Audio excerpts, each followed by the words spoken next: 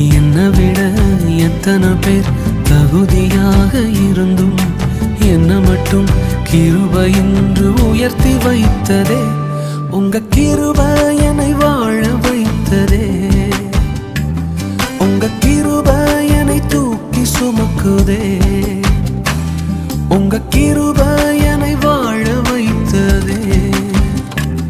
உங்க கிருபை என்னை பாட வைத்ததே.